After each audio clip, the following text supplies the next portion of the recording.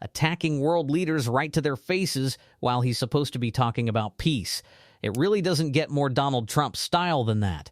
And that's exactly what we saw today when the White House invited Latin American leaders only for Donald Trump to ramble in front of them for an hour and a half. He doesn't really give speeches anymore. He barely delivers prepared remarks, mostly because he mumbles through half the words and can't seem to read the script. Instead, he just goes off on these rambling tangents, dangerous and chaotic mental detours that Donald Trump constantly drifts into. And that's exactly what happened again. Trump started attacking Latin American leaders and spiraling on stage because, honestly, what else would we expect from him at this point? But before he launched into the jabs he apparently felt compelled to throw at our allies, he began with a very strange bit of praise for Claudia Sheinbaum. And, of course, Donald Trump can never talk about a woman without sounding like the creep that he is.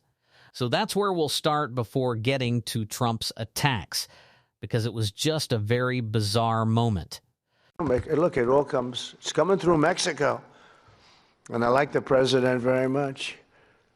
She's a very good person. She's got a beautiful voice, a beautiful woman, but a beautiful voice. President. I said, let me eradicate the cartels. No, please, President. We have to eradicate them. We have to knock the hell out of them because they're getting worse. They're taking over that country. The cartels are running Mexico. We can't have that. Too close to us, too close to you. But everything comes in through Mexico, mostly. We love Claudia. And instead of simply talking about the achievements she's had during her time as president, he does this strange thing with sexual undertones, talking about her voice, her face, and her appearance. Because that's who he is. That's Donald Trump. I honestly don't know what else to say.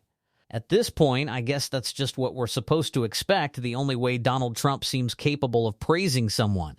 He does it by talking about physical traits, who's tall, who's strong, who's tough, who's pretty, who's ugly. And of course, it's a female world leader whose appearance Donald Trump just has to comment on. But that was pretty much the only bit of praise we heard in the entire thing, which again wasn't really a speech, but more of a rambling stream of words.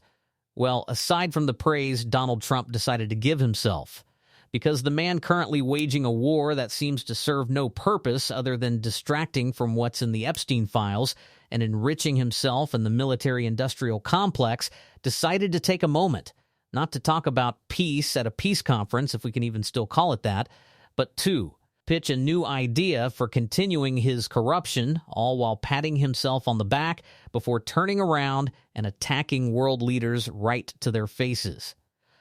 Jose Cast, congratulations. It's an endorsement. Gave you a little endorsement. I love when I give endorsements and people win. But you know what? They don't lose. You know, I don't know. I guess it would be illegal. Could you imagine if I could say, they spend millions and millions and millions of dollars on a campaign. They're losing, and they beg me for an endorsement. I give them an endorsement. They win by 30 points, and I get nothing. If I could sell that, is there a way, do we have any of our legal people here? Marco's close enough. Is there a way I could get paid for that, Marco? I'd make a lot. They spend millions of dollars, and I give it for nothing. I could, even if I put it into the Treasury of the United States, it would be pretty good, right, Marco? But Marco's saying this is not a good idea. It's really all about the grift. What a surprise. Donald Trump is probably sitting there thinking to himself, maybe I could sell political endorsements as the President of the United States. Wouldn't that be great? And honestly, it wouldn't be shocking if Trump started doing exactly that, selling political endorsements. Of course he would. If you are a wealthy wannabe candidate running for a Republican Senate seat, a House seat, or a governor's office, whatever it may be, why wouldn't you just buy $1 million worth of Trump coins and get him to declare you the candidate and give you his full endorsement? That's exactly the kind of thing that could start happening. But it's also kind of funny when you think about it, because Donald Trump's endorsements haven't exactly been working lately, especially in recent races. They've been struggling a bit.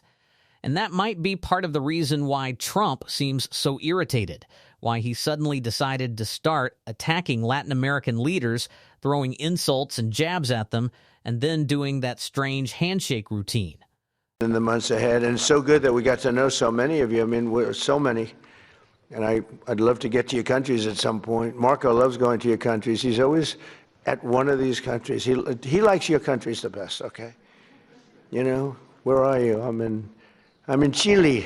Oh, good. How's Chile doing? Good. He likes it. He feels very calm. We all like him, right? It helps. He's got a language. He's got a language advantage over me, because I'm not learning your damn language. I don't have time. So after Donald Trump attacked the language and languages of Latin America, this weird moment was caught on camera where he was doing his stupid tug-of-war handshake. I guess Donald Trump really just has to assert dominance over the president of Paraguay. After attacking the language, and really the languages of Latin America, there was this bizarre moment caught on camera where Donald Trump did his ridiculous tug-of-war handshake. I guess he just had to assert his dominance over the president of Paraguay. So Trump, for no apparent reason, basically sends the message, I'm not going to learn your language and I have no interest in it. Never mind that tens of millions of Americans speak Spanish. Apparently, that doesn't matter. And apparently, no one in Latin America matters either. The message is, we claim we have total control over the region, but we don't like it, and we certainly don't respect it. Why would he do that? It's maybe not funny, but it's definitely ironic when you compare the way Donald Trump talks about people like Bibi Netanyahu or Vladimir Putin versus how he talks about America's allies. If you're an ally of the United States and you happen to run a Spanish-speaking country, Trump's attitude is basically, your language doesn't interest me, it's terrible, you're terrible, and by the way, I don't like Bad Bunny either. So he goes after Spanish-speaking countries and Latin American leaders directly to their faces. But when it comes to Putin, suddenly it's, well, he's a strong guy. There's nothing we can do. Why would we think there's nothing we could do?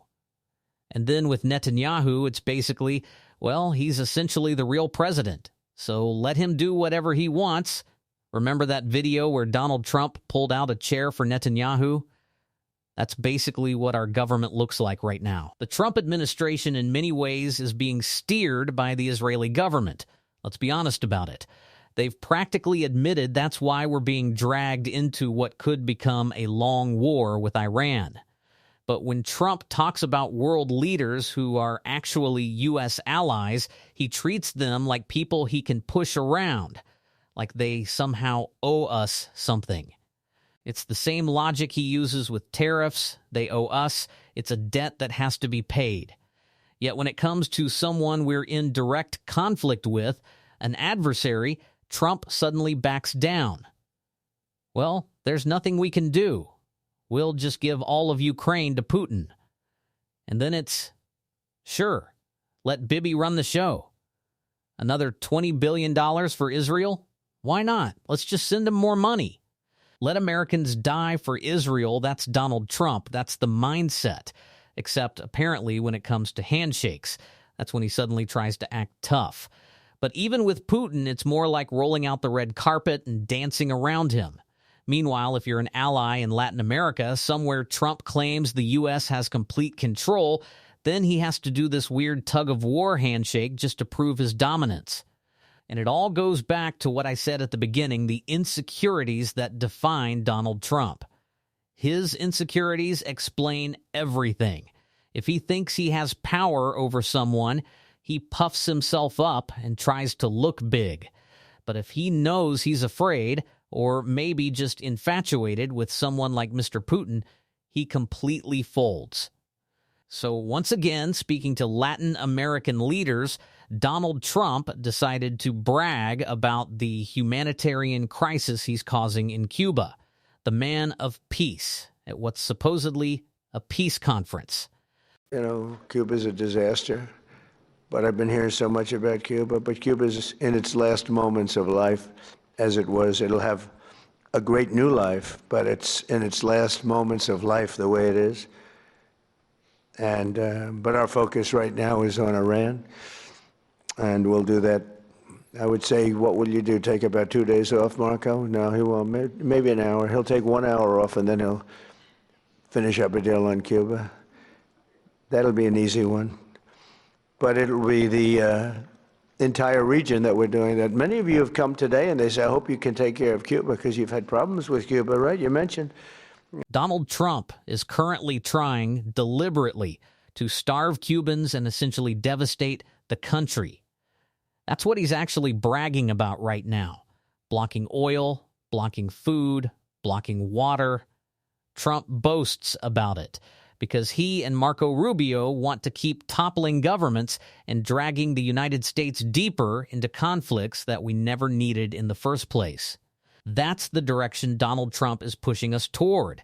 And he talks about it like a raving lunatic because that's exactly how it sounds. But it really stands in sharp contrast to something else I wanted to end with, simply because it was so refreshing to hear something reasonable for once. Yesterday, at the funeral for Jesse Jackson, Barack Obama spoke about the challenges we're facing as a country. And of course, this came right after Donald Trump claimed that Jesse Jackson hated Barack Obama, which obviously was not true. That was just another post Trump threw up on Truth Social. But what President Obama had to say there is the kind of thing we really need to hear right now. It was a small but refreshing break from Donald Trump's chaotic and nonsensical rambling. And that's how I want to end this. Because honestly, I thought President Obama's remarks were truly powerful. We are living in a time when it can be hard to hope.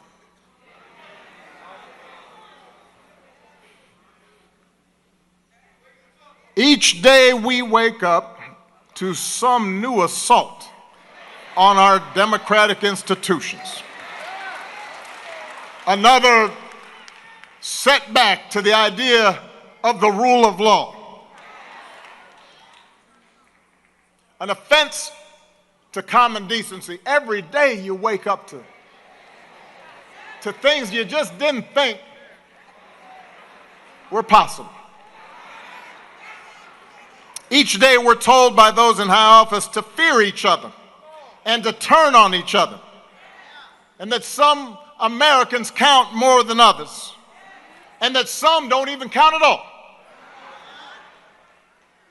Everywhere we see greed and bigotry being celebrated, and bullying and mockery masquerading as strength. We see science and expertise denigrated, while ignorance and dishonesty and cruelty and corruption are reaping untold rewards. Every single day we see that. And it's hard to hope in those moments. So it may be tempting to get discouraged, to give in to cynicism. It may be tempting for some to compromise with power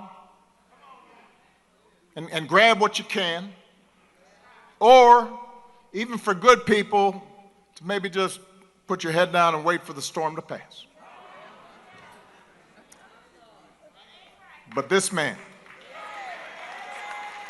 Reverend Jesse Louis Jackson, inspires us to take a harder path. His voice calls on each of us to be heralds of change, to be messengers of hope. It's honestly nice to be reminded that we once had presidents who could speak in complete sentences, and that maybe there's still a future where that's possible again. Yes, it's going to be difficult. Reporting on all of this is hard, and it will continue to be challenging. But we have to be willing to call things what they are. And that's exactly what we'll keep doing on this show.